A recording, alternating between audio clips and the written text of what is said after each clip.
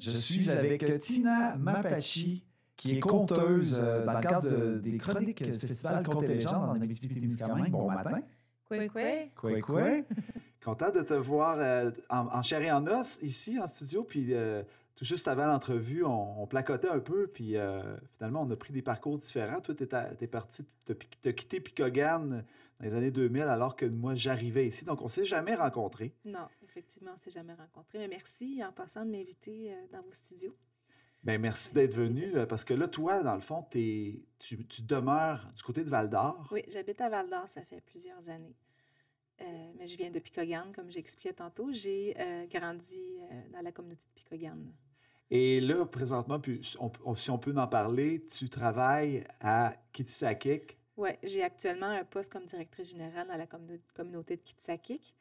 Je suis aussi entrepreneur de mon entreprise Écoué, une firme de consultation en Anishinaabe qui fait aussi beaucoup de valorisation, expression culturelle, mais aussi de l'accompagnement stratégique, de développement d'outils, conception de programmes pour aller vers une décolonisation des services. Fait que peu importe l'organisation, l'entreprise, que ce soit du secteur public, privé ou communautaire, mon entreprise accompagne les personnes pour aller vers une évolution là, de leur pratique et de leur milieu de vie pour être un peu plus cohérent avec les réalités, les Premières Nations. Ouais.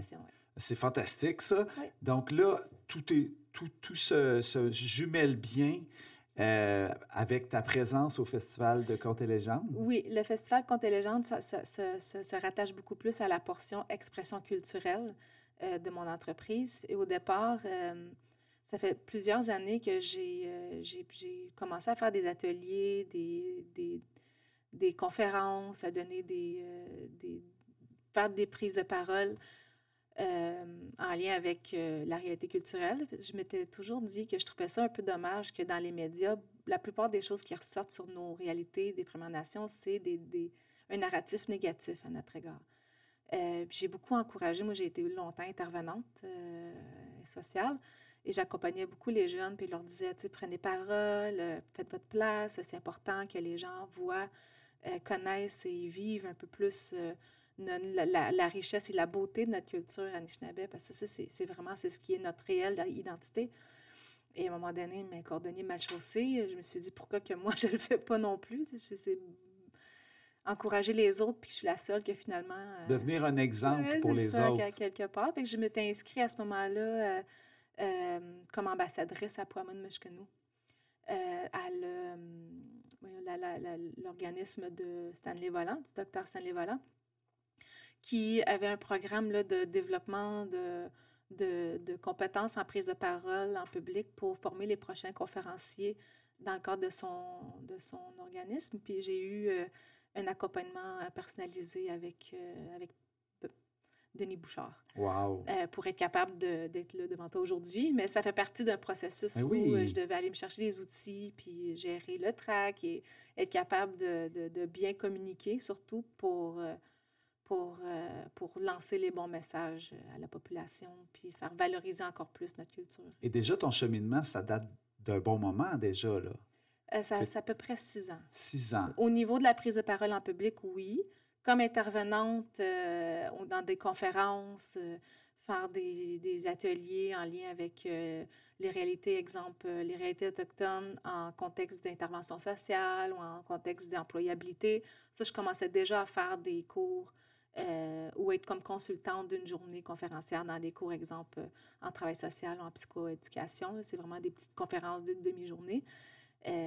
Ça me challengeait déjà beaucoup à ce moment-là, mais je trouvais que ça m'allumait de plus en plus parce que je voyais l'intérêt des gens de la communauté ou des gens qui voulaient en apprendre plus.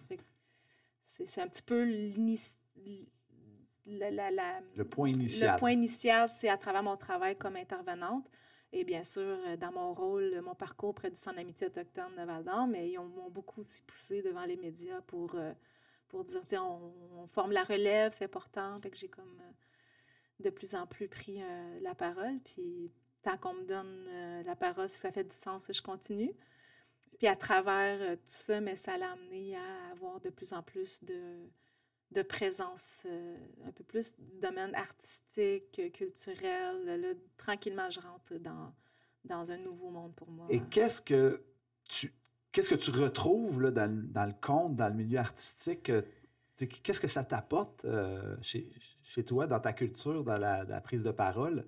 Mais pour moi, pas grand-chose, parce que c'est quelque chose qui est vraiment ancré en moi. Tu sais, le côté, dans mon identité culturelle, dans mon enracinement avec qui je suis ou qui on est en tant qu'Anishinaabe, ça fait partie intégrante de nos façons de vivre, de nos façons d'être. Exemple, juste quand on dépaisse un orignal, là, mais tout ce qu'on utilise avec cet orignal-là, oui, il y a des choses qu'on utilise pour faire nos habits, de la nourriture, mais il y a même les panaches ou les os ou les dents qui ont fait de l'art avec ça. Fait que c'est, pour nous, là, je parle d'orignal, ça pourrait être de poisson, ça pourrait être de n'importe quel produit de la nature aussi, du territoire.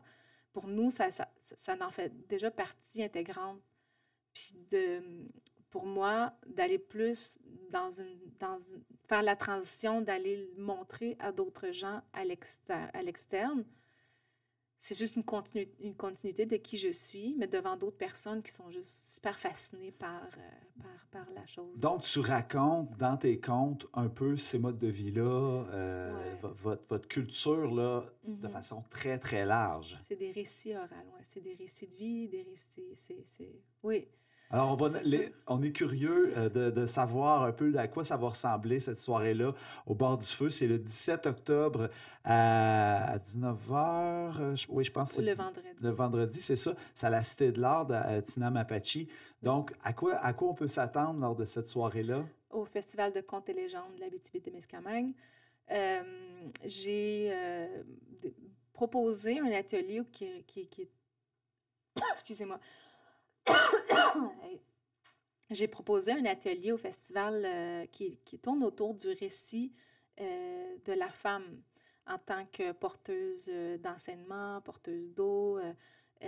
C'est une soirée Ikwe qui veut dire femme, qui est aussi le nom de mon entreprise. C'est en tant que femme qui étaient les premières enseignantes, parce que nous, l'enseignement, c'est vraiment un concept très, très, très élargi. Fait que je trouvais important de rattacher le rôle de la femme en tant que première enseignante, en tant que porteuse de récit, en tant que gardienne aussi du territoire, de ramener ça dans le cadre du Festival Contes et légendes, parce que ça le dit, c'est Festival Contes et légendes. J'ai invité ma mère de venir avec moi, avec nos jupes traditionnelles et nos hand drums. On va accueillir les gens qui vont bien vouloir écouter des parcours de vie, ses partages et les miens aussi, évidemment, mais c'est beaucoup plus en lien avec l'aînée qui est ma mère cette journée-là que j'ai proposé, puis le festival a accepté. Il y a aussi un autre atelier auquel j'ai aussi été confirmée, c'est dimanche, le 19 octobre. Oui. C'est autour du Magoshan. Autour du Magoshan, c'est en anglais, c'est le potluck, mais tu sais, les soupers communautaires.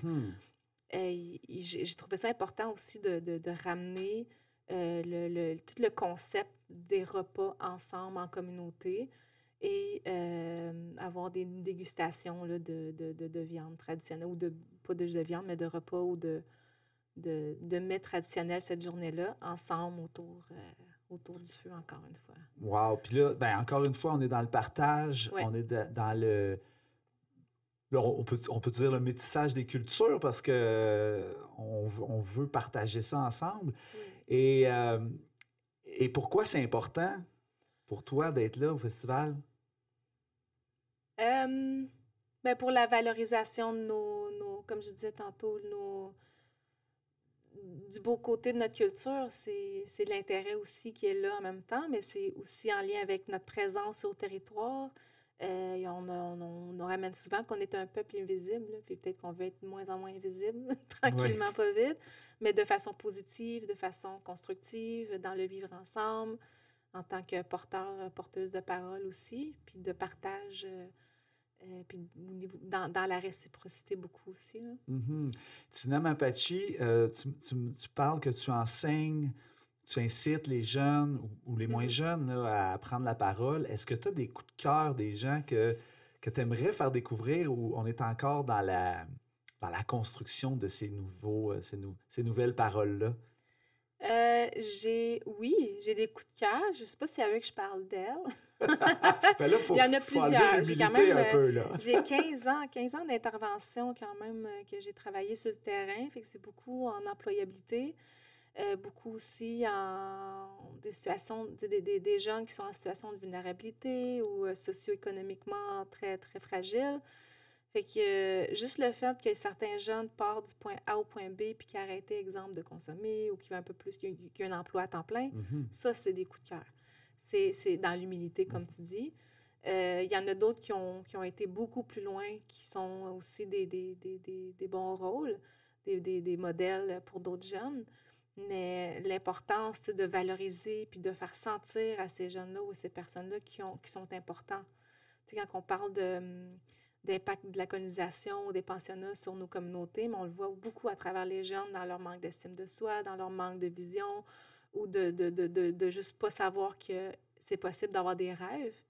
Mais ces coups de cœur-là, de voir un jeune qui a finalement un rêve aujourd'hui, ça m'allume. Tu sais, j'ai des jeunes qui ont passé à travers, pas juste au travail, hein, j'ai aussi été famille d'accueil ou famille répit, famille qui accueillait d'autres jeunes de la communauté. Puis il y en a une notamment qui est rendue à Gatineau, là, puis qui est dans le Fab Lab, qui incite d'autres jeunes à venir la rejoindre, à suivre ce cours-là. Puis j'en ai un autre qui est rendu, elle vient de finir une cohorte jeunesse avec l'École des dirigeants des Premières Nations. Fait que, il y en a plusieurs, là. Je pourrais en parler. Ben oui, écoute, on pourra s'en reparler, là. Ben oui, c'est super intéressant. Et pour le Festival de Contes et légendes, maintenant, revenons-y avant de terminer. Qui t'aimerais voir dans la salle ou dans l'auditoire lors de tes 2 ateliers? Tout le monde.